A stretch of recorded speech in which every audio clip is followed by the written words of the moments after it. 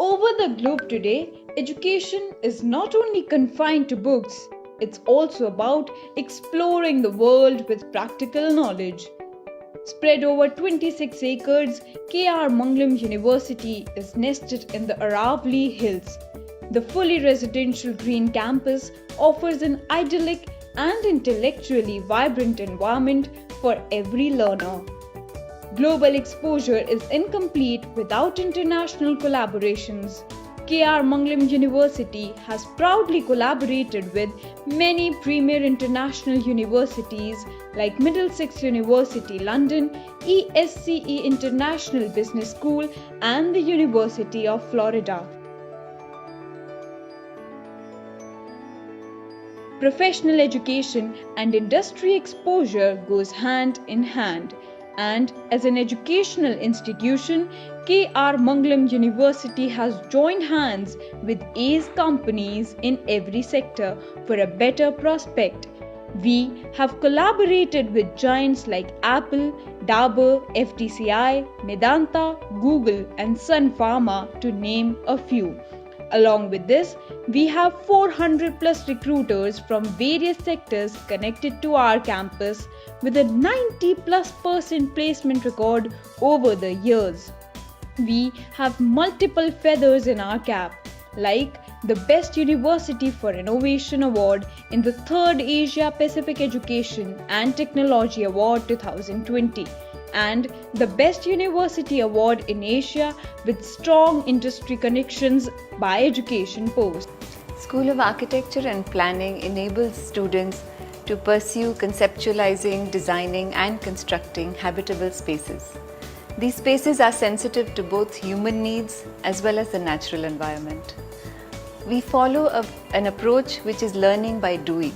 So most of the work is done by academic projects and internships, and our students learn through this. In 2013, we started with a program of Bachelor of Architecture, which is a 5-year program. This program is recognized by Council of Architecture, which really means that this program is recognized across India and abroad. And our students who have graduated in the past are currently employed in reputed firms in India and abroad. They're also studying, following their post-graduation in recognized universities in India and internationally. In 2019, we started a new program in interior design. So there are 2 programs of interior design. There's a 4-year program in Bachelor of Interior Design, and there's a 3-year program in BSc Interior Design. So all students of architecture and interior design are mentored individually by a highly driven team of academic faculty members, and they reach their full potential, because of this kind of mentoring. We also follow, this pedagogy of learning by observing, by analyzing, by doing. So we expose our students to a number of cities and cultures within India and abroad. In the past, our students have traveled to places like Pondicherry, Auroville, Mahabalipuram, Varanasi, and even Dharamshala. They have been abroad to Singapore and Dubai, and they have learned extensively from these experiences. In terms of infrastructure, we are very well equipped here. We have lots of well-lit studios, lecture halls, conference rooms. We also have workshops, we also have construction yards, exhibition spaces, art rooms, model making rooms, computer labs. So the students have a whole lot of opportunities to learn, and after graduation also there is a whole range of possibilities and opportunities open to them. Hi, my name is Divya Karbanda. Welcome to School of Architecture and Planning. I'm currently in 5th year B.Arch. Everyone here is very accommodating and willing to share their knowledge with the faculties and students. Our faculties are industry experts and have an immense knowledge of theory and practical. As an architecture student, it is very important for us to learn and work on projects. We have well-furnished studios and a great infrastructure with various facilities like gymming, Wi-Fi, ample amount of breaks, canteen, etc. Welcome to the quest of empowerment and education at K.R. Mangalam University, the world of complete education. I request all of you to join us in this quest for knowledge, for academic excellence, and we guarantee that this journey of learning will be enjoyable, will be empowering, and will be enriching for all of you.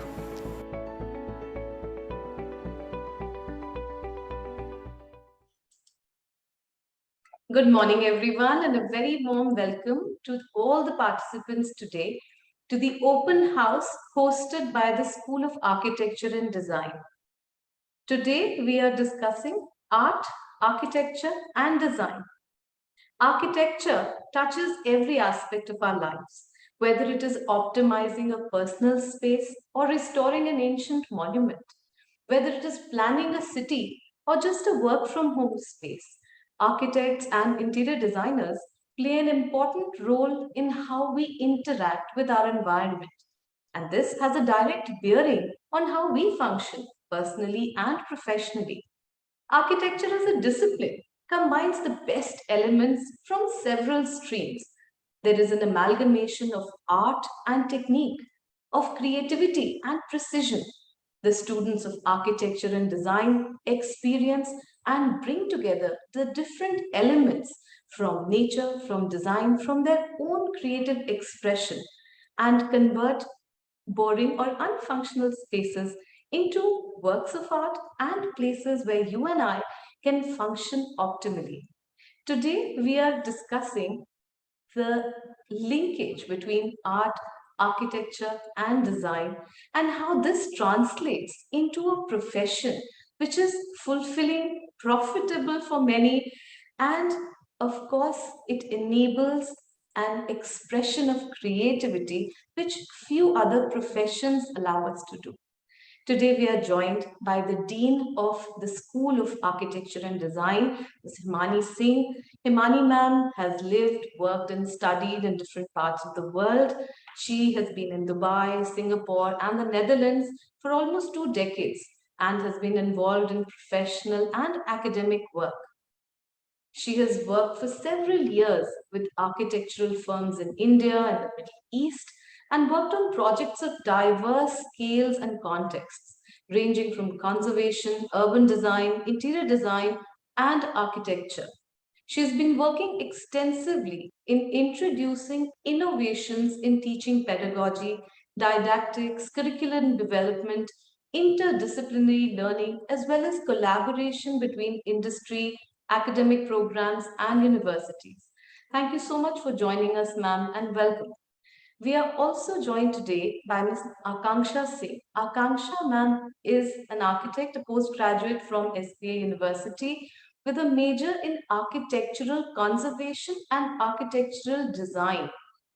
She has a number of years of professional experience, which encompasses academic experience, having taught diverse subjects like architectural design, building construction and technology, climatology, architectural graphic, history of architecture, and so many more.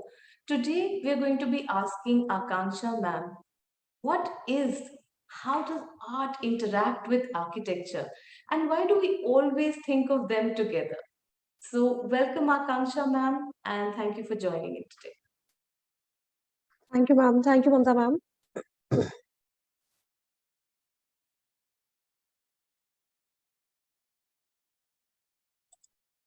Okay.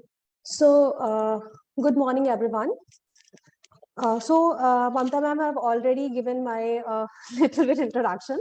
So, let me start with my presentation. So, today we are going to learn about that how art is relatable to the art and design.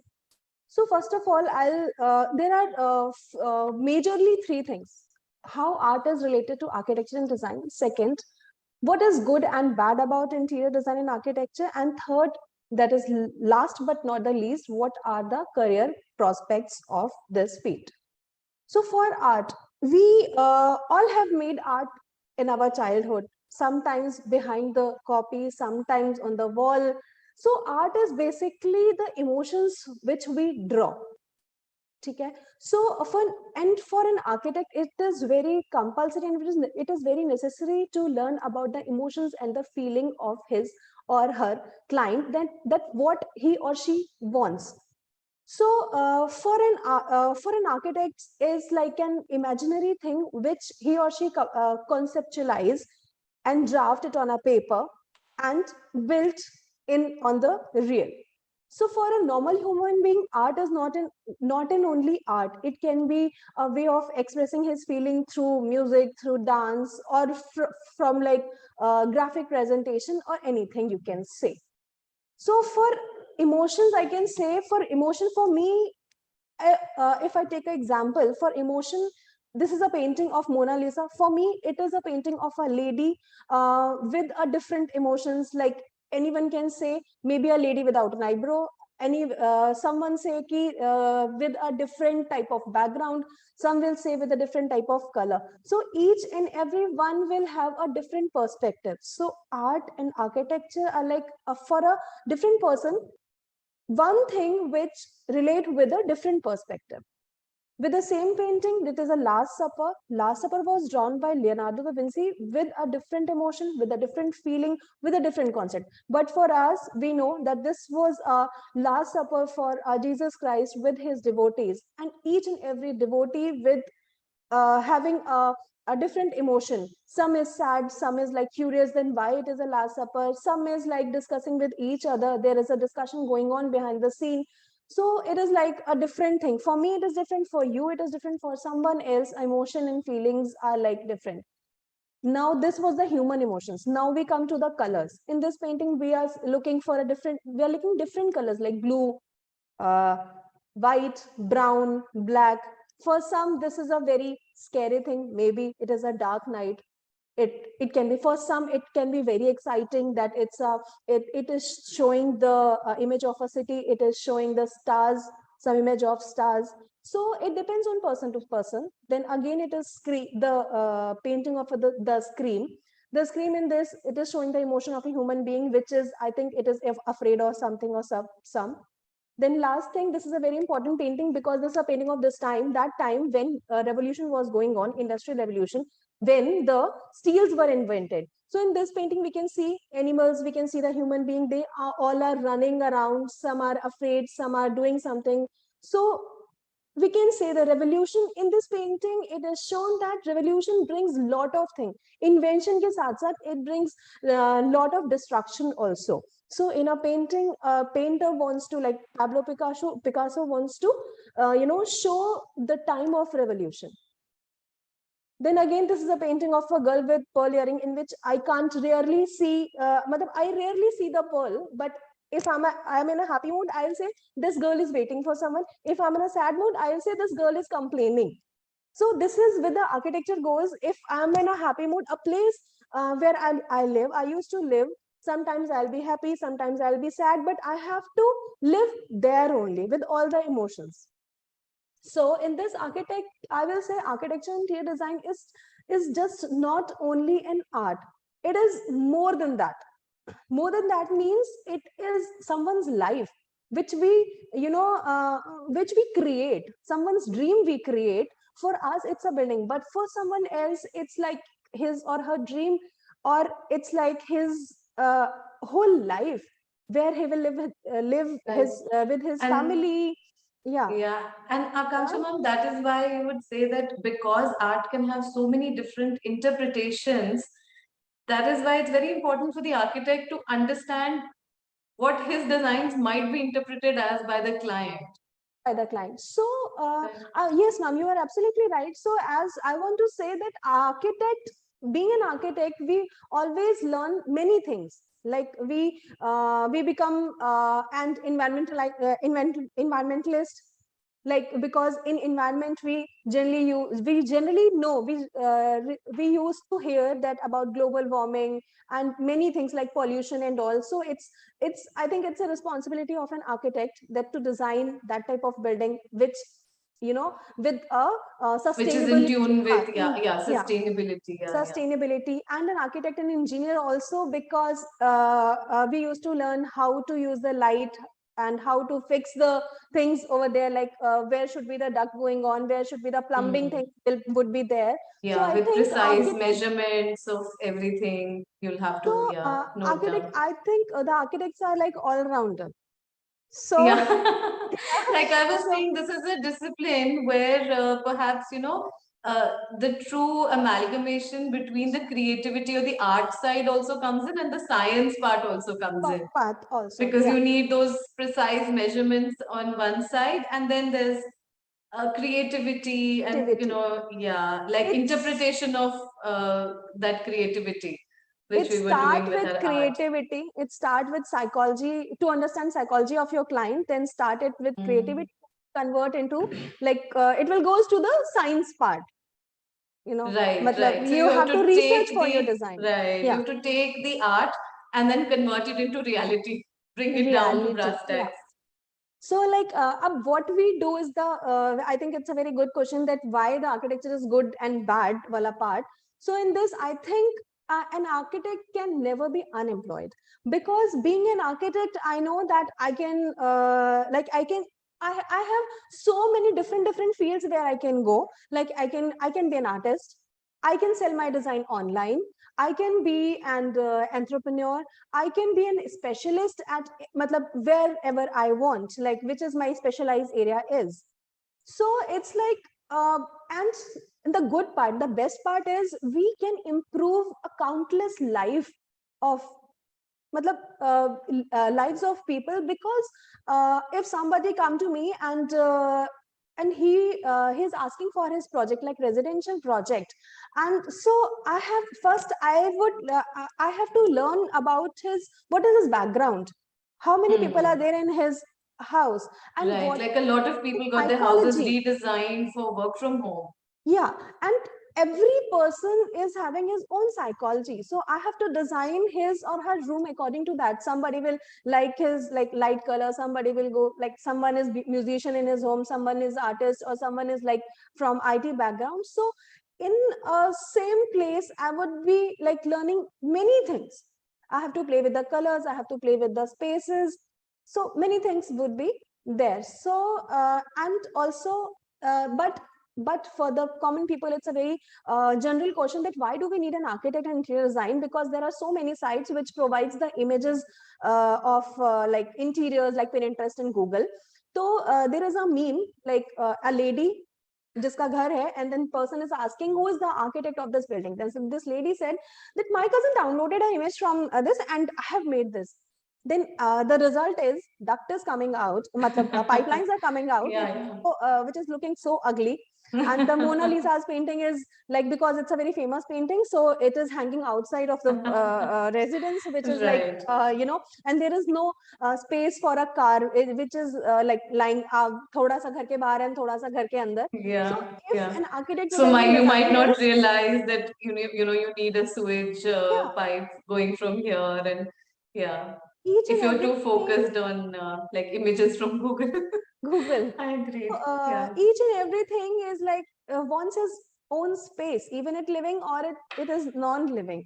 So if I would say, as a एक architect की नजर से अगर मैं बोलूंगी, तो I would say कि if it is a simple chair, वो अपनी जगह पे रखी होगी तो ही वो अच्छी लगेगी, otherwise there is of no use. Mhm. Then there are some images like before and after images, like आजकल Instagram में it's showing before haircut and after haircut type thing, no? There Yeah. is a, so it is like before, it is a hall with a simple plain walls. Okay, then after interior, it becomes a very lavish living room with simple furnitures, Yeah, it's with difficult to imagine that this is the same space. yeah. Yeah. Hmm. Another thing, it is a kitchen and with dining. I'll not say that this is wrong, but it is little bit, Just I'll say, dated. Yeah. boring, or somebody will Hmm. come and just have his dinner and then go out. But after the interior, a simple space can be like, very lavish, where you can have your meal with a Yeah. peace of mind. A little bit of change Yeah, in this is color, magic. magic. Because right now we're saying that you are engineers and artists, but you forgot to mention that you're magicians also. So Right. thank you. So this is a simple garage, which is looking very dirty.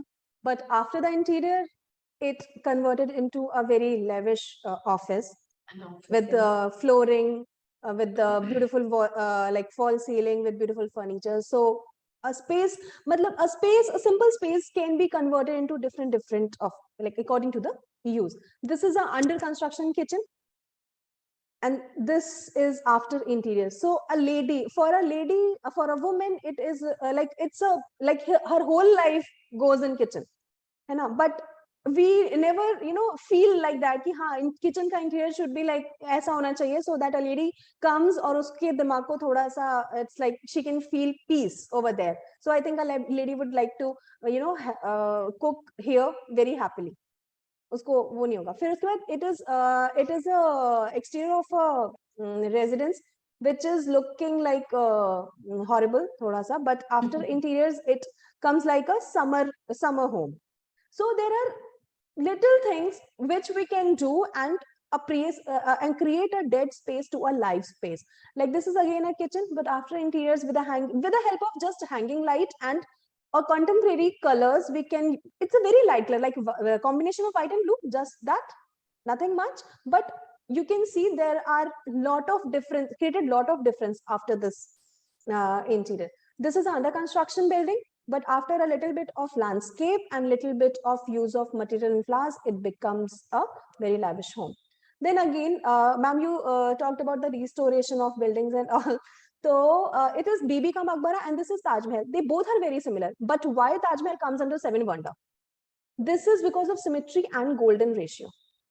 So in architecture, we also used to study about the ratio and the symmetry of the things, how the symmetry works through the buildings. Like this is Safdar this is Humayun's tomb. They both are similar. They both are Very in a similar, platform. yeah. They both have three domes. But still, Safdar is not so much famous, but Humayun's tomb is famous just because of the grandness, proportions. proportion, you know.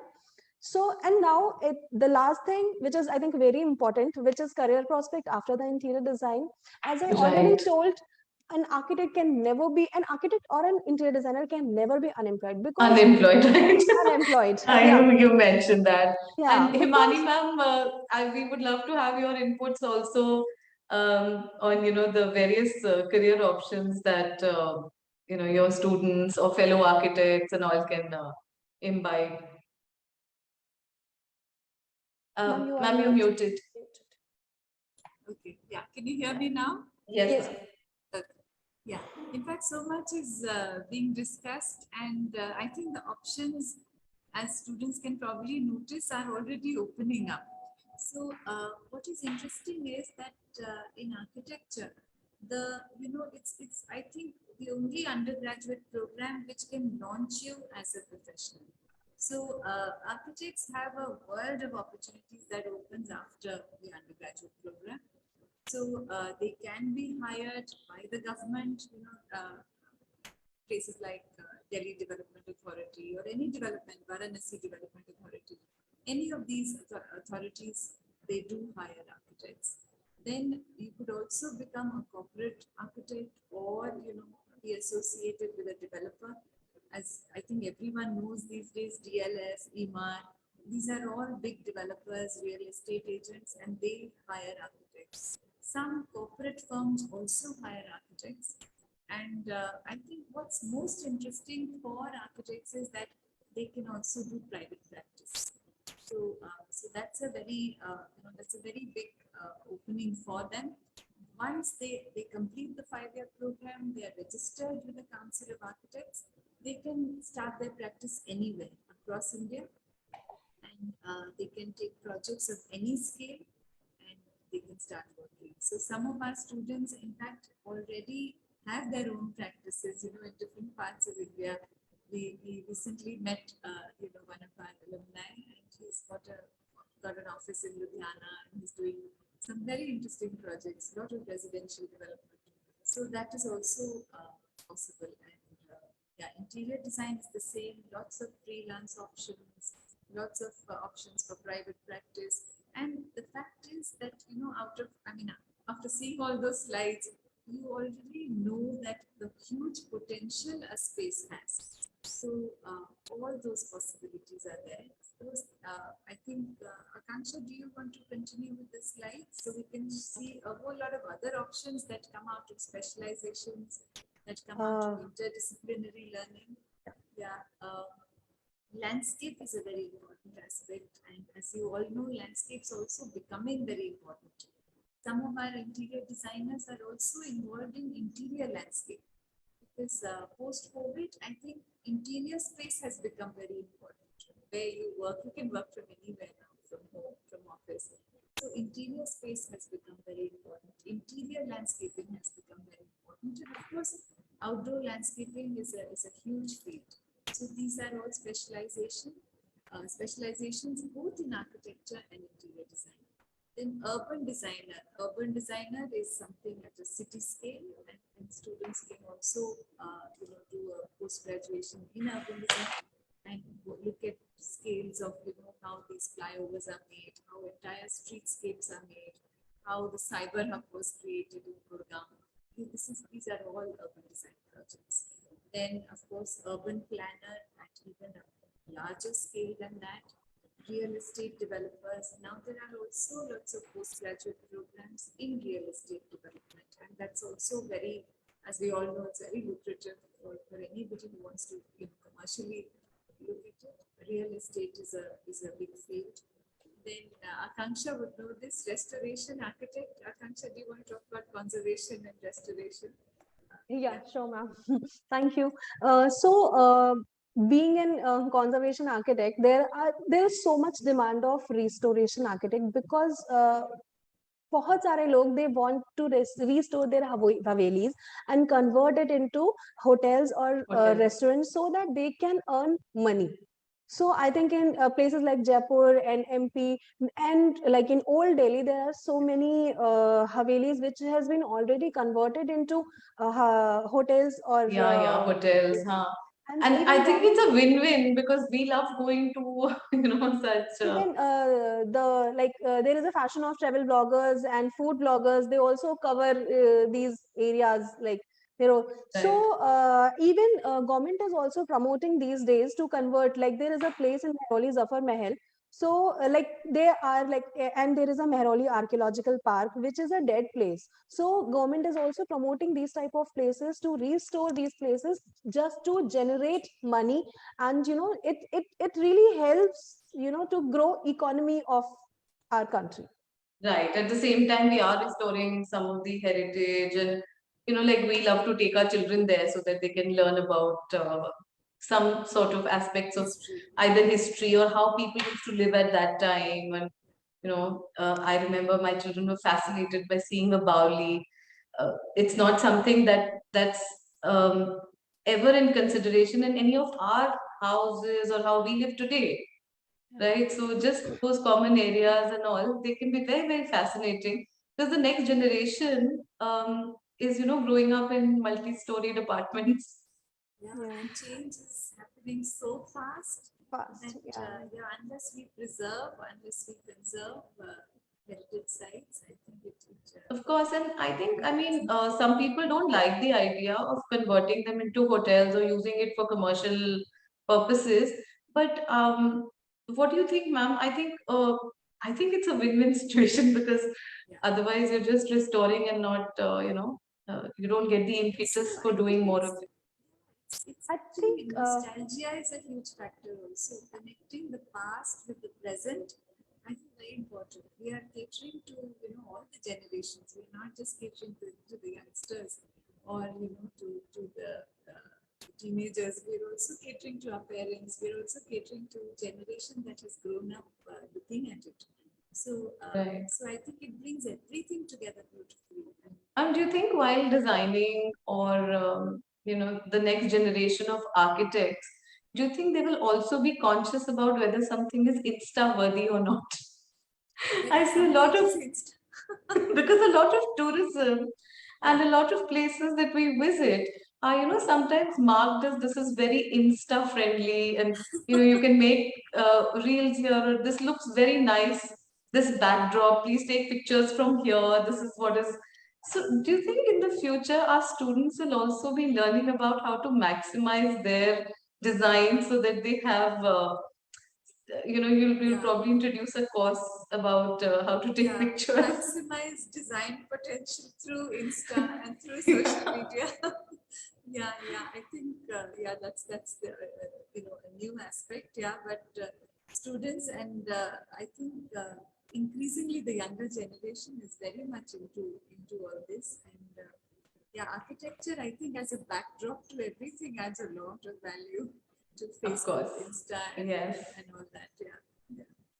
So, because I remember, I remember going to like heritage sites in Indonesia, the Borobudur temple and everything, and the Prambanan temple. And then they specifically told us that from this time to this time, you will see the sunset there. So please take a picture accordingly, you will get the sun setting exactly like that and stuff. So I wonder that, maybe this will be a component in the designing of new buildings, that let's keep it photo friendly. I think aesthetics anyway is a big It part would just be a part of what aesthetics. we do. That's true. In fact, I think the whole of first semester is spent only trying to understand composition, aesthetics, how the form is, how it looks, and we try and understand on any given site. We try and understand the orientation of the sun, which part should get So they would already be doing this. So there is a lot of emphasis on all this. Of course, we don't just look at Insta and Facebook. Of course, but yes. There's a deeper learning there. But I think students and they do. It will translate. So should we continue? Akansha ma'am. There is a lot of scope of research now. Akansha, being an architect, you can be a researcher also. You can there are a lot of areas where you can research. Like you can research on environment, you can research on as you were talking, that in heritage areas is like, it's very vast. You can research on materials also. There are new technologies because we are growing. So each and every day we used to learn about new technology. So in research area, you can research here. And then furniture design. Next is furniture design. So being a designer, it's a very, I think, for a designer, it's a very interesting fact to design. They used to learn design every day. So it's not only designer home, it's designer furnitures also, like according to the human friendly. Like if you design a table and it is not like human friendly, then it's of no use. So according to that, then again, it's industrial design. And then textile designer, that will be like, that comes in interior design, like Abhi, I have heard a few days before that a ma'am was talking about sustainable textile. So in textile there is a very it's a very huge field. There is a graphic designer. So few of our students instead of designing, they used to do the graphic designing things, and they are earning a lot of money. Like today we can see the Insta, like short movies and movies, there are a lot of scope of graphics. There are a movie released before, like KGF and Triple R. It was full of graphics. So students are switching their career from interior design to graphic design also. For this, we used to taught them some softwares like 3ds Max, Photoshop, related to the. So they already know the software and they already have a creative bent of mind. So it would, they would be very suitable to just. So those of them who who would be good at the graphic design part, then we would steer them in that direction. Yeah, that's great.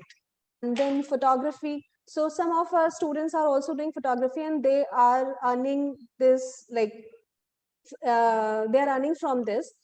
So they used to post some pictures, like interior ski picture, they used to post in their Insta, and they used to promote it, and they earn money from the photographs also.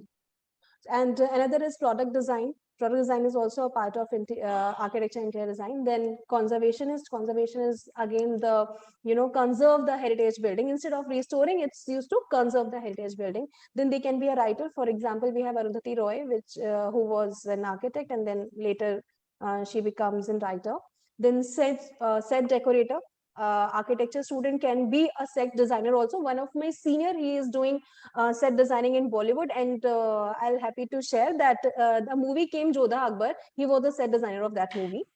So, and another thing is entrepreneurship and event planner. Even an interior design student or an architect design student can be an entrepreneur, and as well as one of my seniors is also an event planner. She used to plan the event and decorate the things in the parties and all. So we have huge number of things where we can, spread. That's it. Right. Thank you so much, ma'am. Yes, we've got such a wide variety. And of course, architecture and design are courses like where you said, where you're never unemployed because the course curriculum has taught you so many different aspects of different streams. And even in the university, we see the SOAD students doing the most interesting stuff.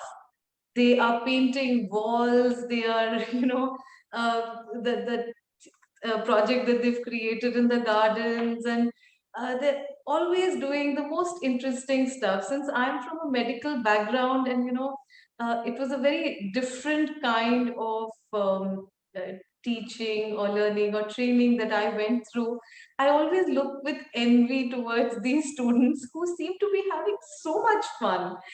It seems like it doesn't seem like work. So, Himani ma'am, I'd really like you to, talk to us about what all goes around in the university. How are the students, uh, having so much fun while learning and becoming great architects? So I think I want to share the screen. Yeah.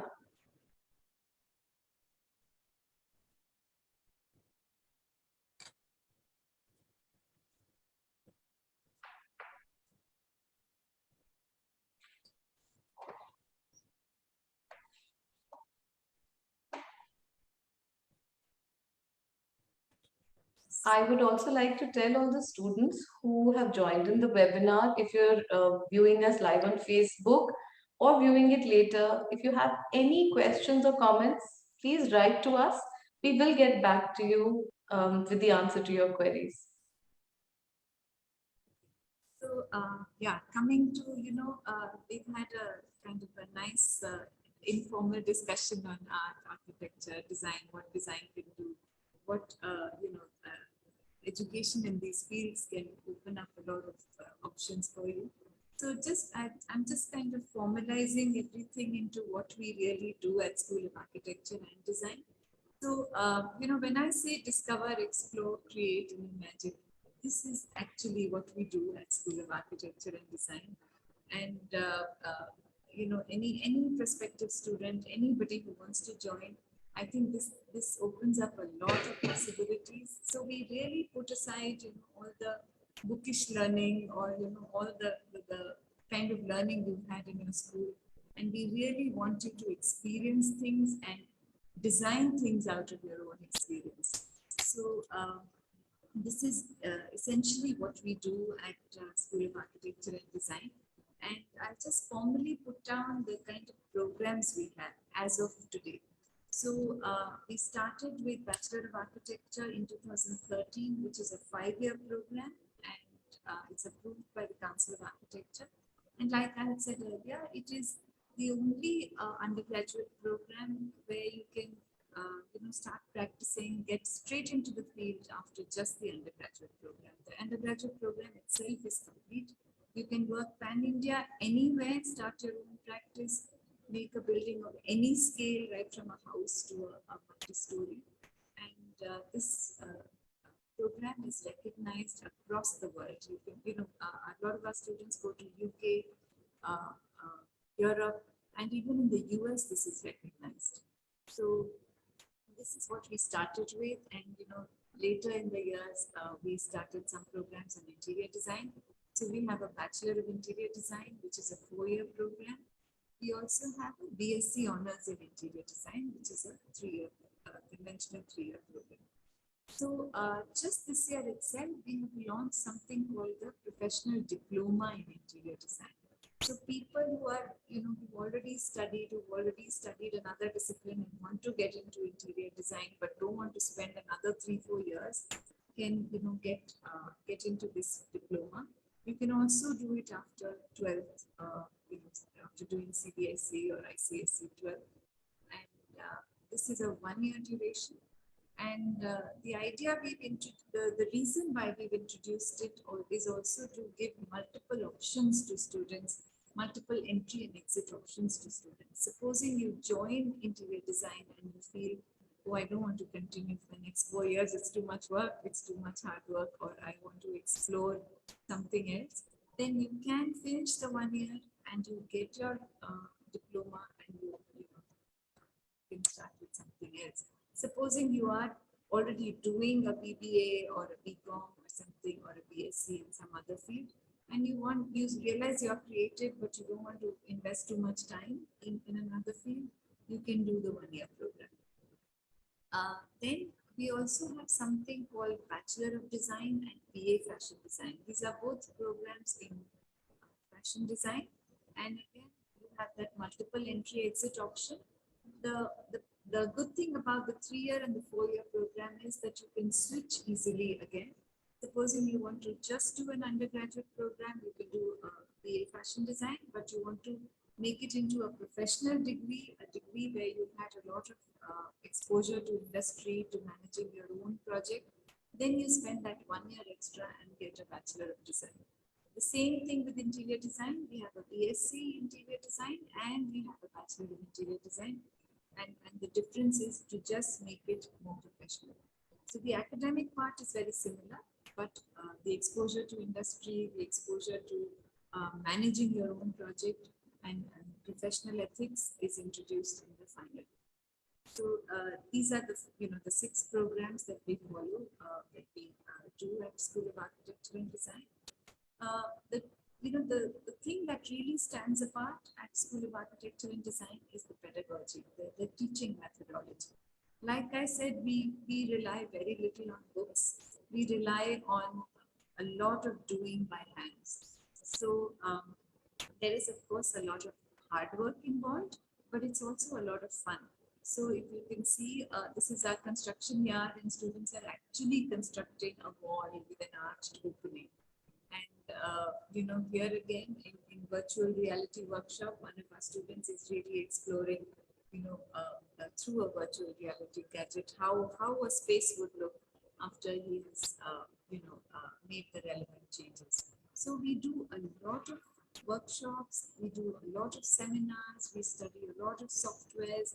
We also, work in the labs. We also, work in the computer labs. We also do a lot of drafting on the boards. We also do a lot of model making, and the learning really is through this pedagogy. Again, this is something very interesting, because with the sudden onset of COVID in 2020, we had to go online. But we realized that online learning opened up even more avenues, because we could connect with experts across the world. So we did, use a lot of these ways of connecting with experts all over the world, all over India, and we suddenly had access to everybody. So hybrid learning is something, we kept it for a long time, though of course the emphasis now again is back on offline. So what you can really see in these pictures is a very renowned architect Jasbir Sani, and he's designed some of the finest hotels in our country and even abroad. And he's come for one of our juries. So what happens is, at the end of the term, the students are exposed to these external examiners who are renowned experts in their field, and they come and evaluate. And at the same time, sometimes they find good students and they also hire them directly. So this is really our direct connect with industry. And and again, some of these pictures of some of these online juries, online workshops, and online teaching that was going on. So yeah, we are really, trying our best to connect people with experts, whichever way it works. It could be online, it could be offline. And another very important term in our teaching is the progressive learning. So when you first come in, there is very little exposure to design as such. And we start introducing you to different materials. We start introducing to different ideas. And as you can see, there is an exposure, students have had with clay, with board, with paper, and the kind of forms they have come up with, they have evolved. This is all first year work, and this is what we try and do. We try and acquaint you with the kind of forms you can create, through these different materials. And yeah, so by the end of first year, if you can notice, the white on the left hand side is actually an OAT that a first year student has designed, the open air theatre. And you can see how we worked with bamboo, with clay, with paper, with straw, with all kinds of material. Then yeah, there is a lot of emphasis on technology. Of course, like we said, there's a lot of emphasis on softwares, but we also get experts from outside to talk about, in this case, it's BIM, Building Information Modeling.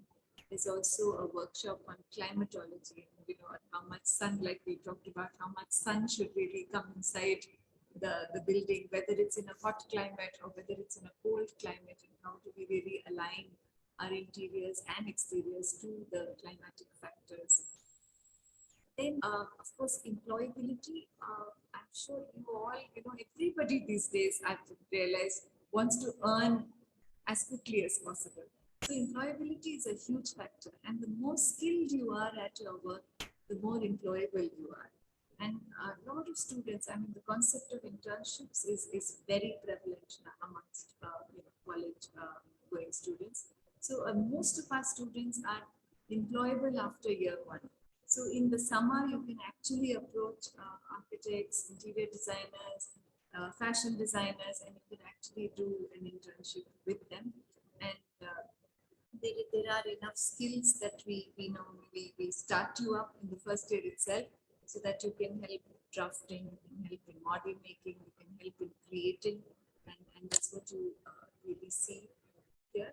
And in terms of infrastructure, we're very fortunate that we have a very good campus, and we've got multiple facilities inside and outside. What you can really see is a construction yard. There is a patch of land that has been allocated to us, and where we do experiment with walls, with materials. Then the first picture, you can also see our workshop where we actually teach you carpentry and metalwork, and how to get the right joints, the right furniture. Just very basic. Not that you become carpenters, but yeah, just the basics of working with these materials.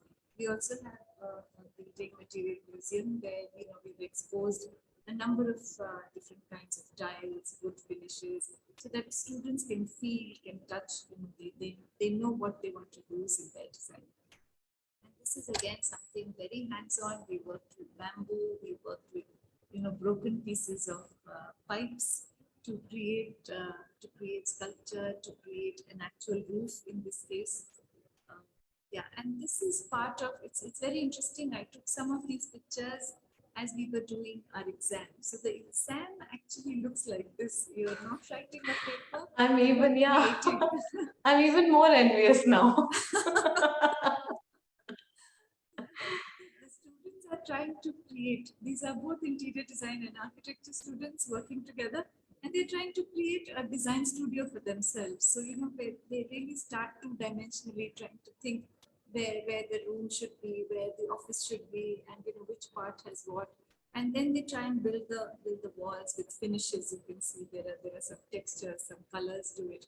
Then they try and fit in openings. And the last part, which I haven't included, is for architecture students important, the roof. When the roof comes in, we always think of roofs as flat roofs, but roofs can be also very interesting forms. So I think, yeah. Now this is something we have started working on more recently.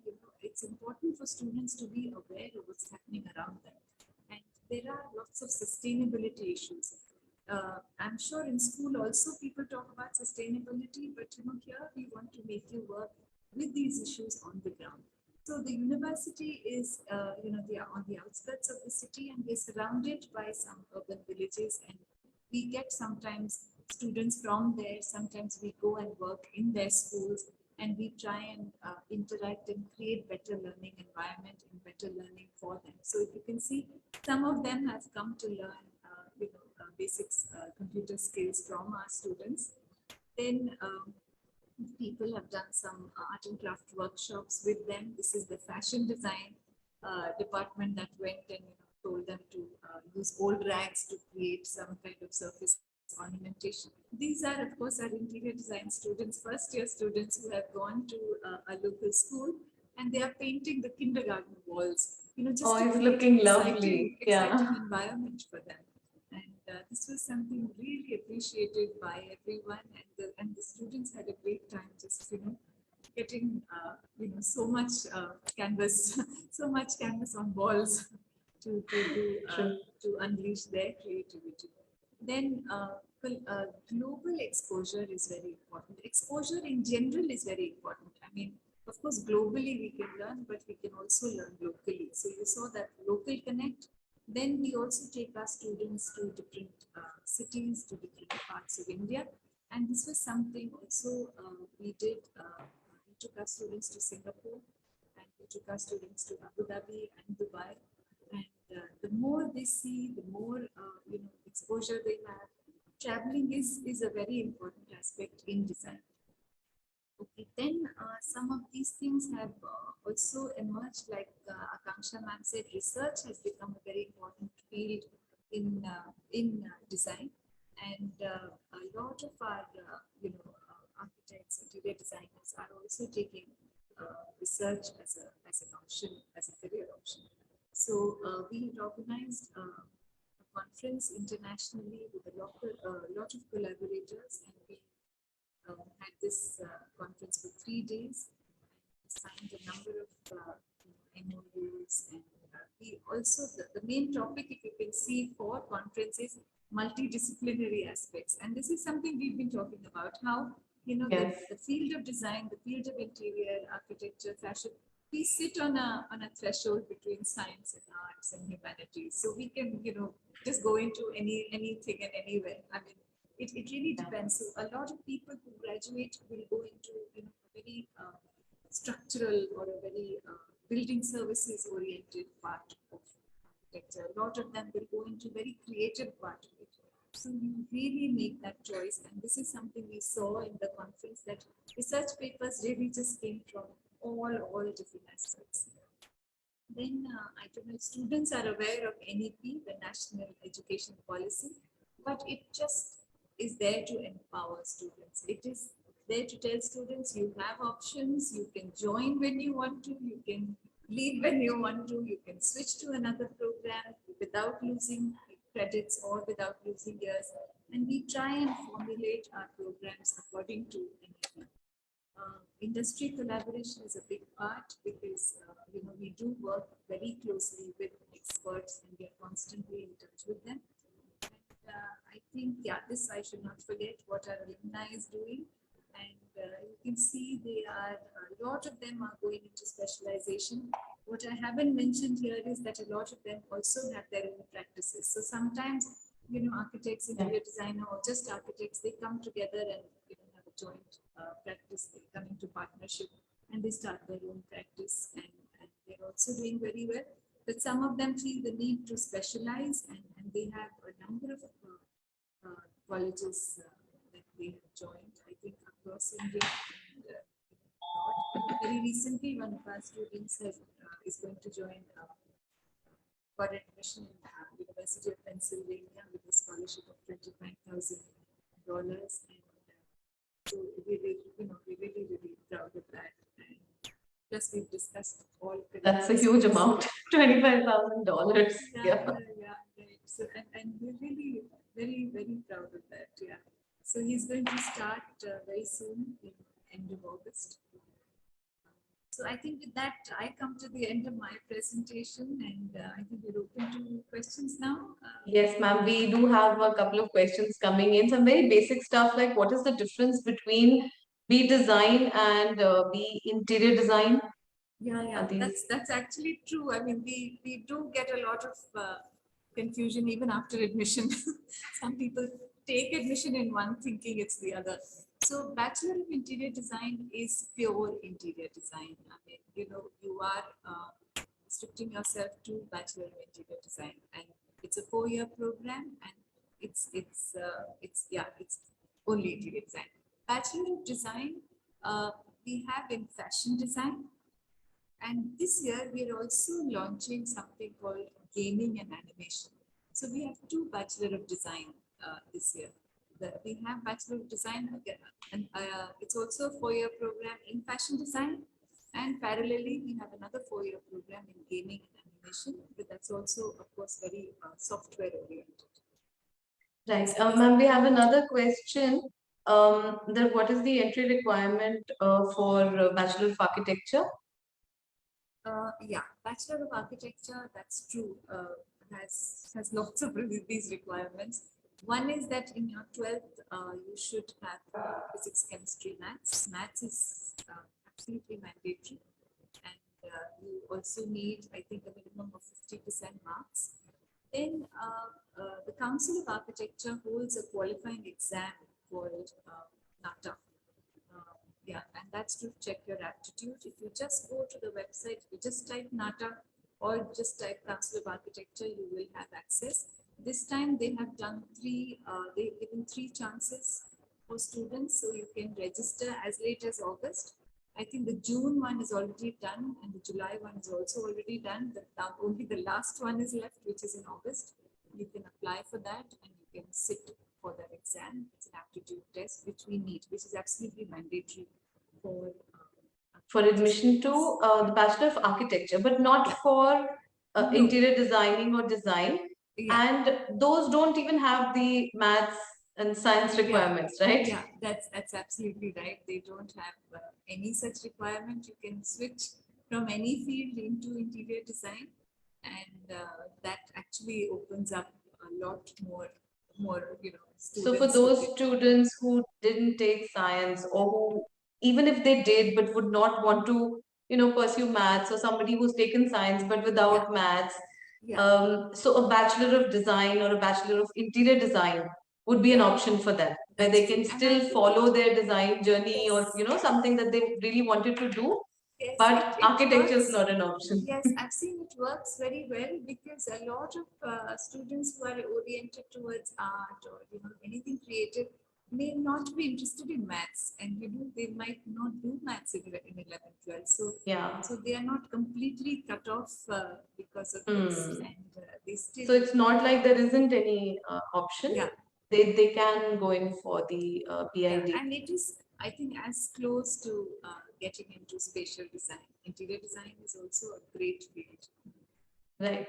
And we've been talking about, like, in all the other departments and every field that we have, disruptive technology is rearing its head everywhere. There's technology everywhere. Even in your presentations, we were able to see students who are using virtual reality, or somebody who's doing that graphic designing and everything. So, do you also see a lot of use of technology and all these futuristic stuff? And how are we gearing up for it? Yeah. There's a lot happening. In fact, sometimes we suddenly feel old because things are changing so fast, and we're constantly trying to keep pace with it. But I mean, much as we bring in a lot, like this year we made a little bit of a change. Before we used to start only with drawing work, with manual drawing work. So this year we made this change where in first semester itself we introduced computers to them. Though at a very minimal, at a very basic level, but we introduce computers, into our programs so that students don't feel that lag. They The feel digital, absolutely comfortable. But at Mhm. the same time, personally, I think it's very important for everyone to realize that software is only a tool. It is, sometimes they become so fascinated by the software that becomes their life, And Yeah. we Like they say, a computer is only as smart as its user. So, yeah, exactly. So the user has to be smart, and the software and the computer is only a tool to kind of, enhance it. So I think that's something I constantly tell students: don't get trapped in the software. Use it as a yeah, tool. yeah. Yeah, yeah. So, There's a lot of all this technology coming into the field of architecture and design as well as with all the other technologies. And I feel we have an advantage here because we are a multidisciplinary university. So I would just like to take everybody through some of the programs and some aspects of the university that prospective students might want to know about, because one of the advantages of having, like ma'am said, we have beautiful infrastructure. Now that really translates into better lab facilities or just space to be yourself in their case, or for us, for engineering or for medical and allied sciences, we really have the latest equipment, the best sort of machinery which is updated regularly. That's what we mean by having good infrastructure.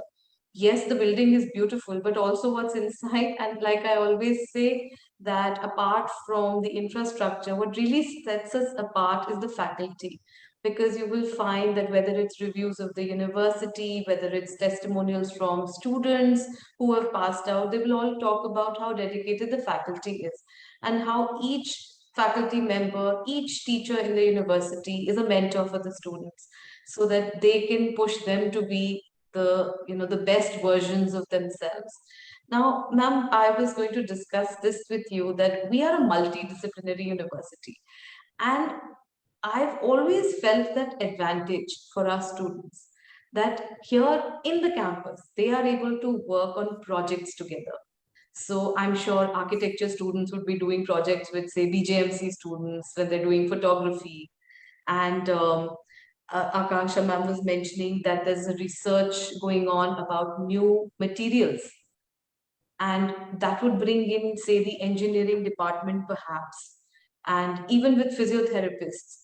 When we talk about ergonomics or better furniture designs, then our students can work together, do projects which will benefit everybody, but have their own components. So I feel that it's so much better to have a multidisciplinary setup, and even more so in your profession, I'm sure. absolutely. I think our discipline is actually multidisciplinary. I mean, I'm not saying it because it's a new word that has come into education, but it is actually like that because it is a blend of a lot of things. We used to even we have experts coming in from SOET, from humanities, who come and teach. As allied faculty, they come and teach in our department also. So we do have engineers who come in, do structural engineering projects with students, Right. this exploration of materials with students. We have civil engineers who come and do that kind of things. Then we also have people from humanities who come and teach certain subjects from basic and applied sciences. So yeah, I think there is a lot of overlap. Of course, there is. I feel there is a scope for a lot more to happen, but it is something that really prepares students because eventually, I think they do go out and work in multidisciplinary teams. Projects Absolutely. are Like I always say, the multidisciplinary. world is not divided into subjects or streams. Yeah, silos. Yeah, Yeah, yeah.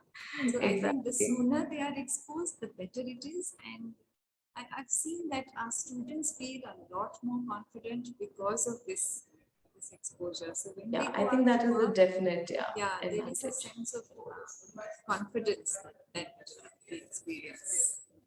That's right, that they're not just living in their isolated, systems.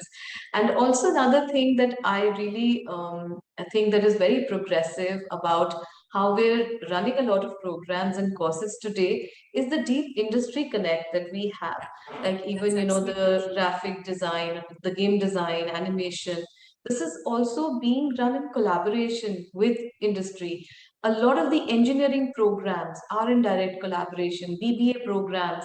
Yeah. Now that really brings in, because in the past, we used to hear that that was what was wrong with the education system in India. That companies will say that we have to retrain students before they can work, or they're not, job ready or industry ready. And now we have experts coming in from IBM, from Siemens. These are the people who are at the cutting edge of technology. Our students get to experience that firsthand because they're holding classes in the campus. They are actually responsible for some of the courses that are part of your curriculum. And it's absolutely integrated to an extent that, for example, when we have the NSE Academy is teaching a course here. They have a proprietary software, and our students get to work on that. Similarly, whether it is IBM or whether it is Siemens, these are industry giants, and they are paving the way for what the future holds. They know today what's going to happen 20 years later. And usually, when we talk about education or the old type of teaching, we would say कि इस चीज को text book में आते आते तो 10 साल लग जाए, right? So we were always running way behind what the industry was doing. But today, with this direct integration right into the curriculum, right into the courses, I think this is a defining moment in education because we've really taken it forwards. And of course, we are very futuristic, just like we see the architecture students, doing their projects and being so interesting. We also see drones running around flying around the campus because the engineering students are mapping the area. Like ma'am was saying, we are a little far away from the city, surrounded by, villages or fields. And we have adopted a number of villages around the university, and currently, the students are mapping the water bodies and the soil and everything with the use of these drones. So I think that we are able to use the technology using these projects in order to get the maximum out of it's not just learning, you're actually doing something. This, when they complete this project, this will actually make a difference in the agriculture around the area. And like ma'am was saying, during the pandemic, we realized that when we went hybrid, we were able to access. So KR Mangalam University has a very rich, a pool of mentors, senior professors from all across the globe who are ready to mentor not just students but faculty members as well. And we were able to connect with them at any time because we kind of removed the geographical boundaries. So we could have meetings or we could have sessions with our mentors um, at any time without having to think about, when they come, then we'll talk or we'll have one seminar, but they've gone away. So this was a great thing. And I think a lot of that is going to stay. Hybrid learning, I think, is here to stay. But as we talk about futuristic technologies, we can't forget the environment, sustainability. And that is why, while our students are learning about all these uh, new gadgets and technology, we also try to keep them grounded. We have a smart ashram within the campus. The students learn about the environment, about sustainability, and how we are depending on the next generation to make things better, to kind of undo the damage that has been done to the environment, and to think before they either design or invent something or innovate. It has to match. So we talked about a lot about industry connect. One of my favorite things about the university is its mentor-mentee program. As soon as a student gains admission into the university, they are assigned a mentor, and this mentor, um, makes sure that you understand what you're good at. Like Akanksha ma'am was saying, that a student, if is good at like computers and graphics, then they make them do a course which will make them better. Maybe have a profession regarding graphic designing. So in every program, in every profession, we try and find what will be better for this particular person. I know a lot of departments run mock interviews, group discussions, and then they try to identify which skill a particular student would do better learning. And we have a deep community connect. We do a lot of social outreach programs. We saw some beautiful images of the school that was painted by the design students. Similarly, we have a lot of health camps.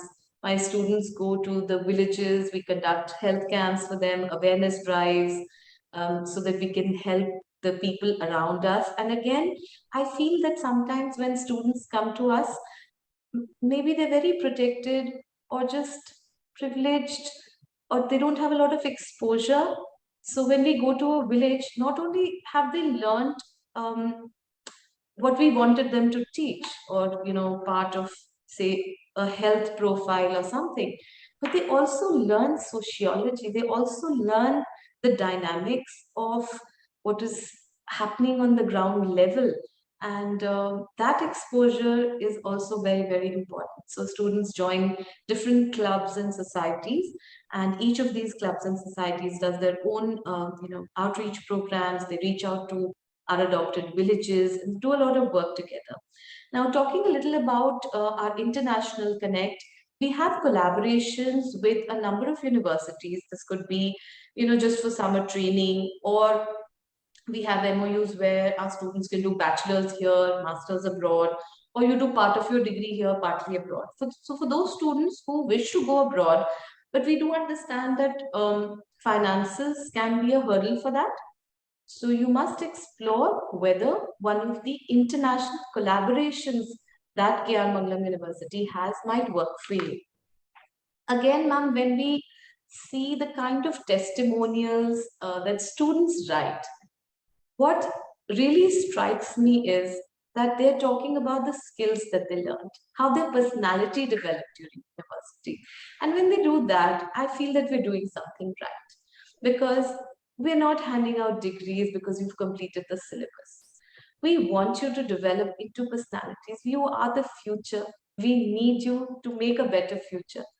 So some of the things that they will talk about is how they were guided, or how they learned a specific set of skills, or whether they developed in their personality. And I think that is the way forward. This is where we want to go. And of course, this translates into placements, because today KR Mangalam University is in a position to command a very good placement profile. We have a dedicated career development center, a placement cell. They work very hard. They were working throughout the pandemic, doing online interviews and online campus placements. But what really stands apart is again that mentor-mentee program, the industry connect, that a lot of students would get absorbed by the industries that they've been training in. So they get that exposure, and it obviously translates into the placement profile as well. The admission process is fairly simple. We are hybrid. It would be lovely if you visit us, but everything can be accomplished online as well. We have an online form, or you can come to the admission office in the university, get assigned an admission officer, complete your registration. We do have an entrance exam and a panel interview. But for those students who are appearing for the CUET 22, you don't have to appear for the admission test separately. So you get a waiver on that. And after the panel interview, you get a letter from the university, or the admission counselor gets back to you. I must make a note of the fee structure, because a lot of parents, have this impression, because maybe in our generation, when private universities weren't regulated as well, the fee structures could be very opaque. But now you will find that the entire fees, every program, every fees per semester is posted on the website. So you can go through the website for any information that you might need. We also offer scholarships, which can be up to 100% of your fee structure. So there are a number of scholarship options that you can apply for. And again, it is a fairly transparent process. You just need to reach out to your admission officer for that. So for any queries, any questions, any confusions, please, we are just a phone call away. You can call us on 011 488 However, if you do have a query, for example, if you have a question regarding a particular course, like you want to do engineering, but you don't know which is which, or like we asked Himani ma'am today, what is the difference between design and interior design? So if you would like to connect with a faculty member, and they'll tell you, if you want to do mechanical engineering or electrical engineering, well, we have both of them here. So we have a mechanical engineer, we have an electric. Why don't you talk to them and they'll tell you, right?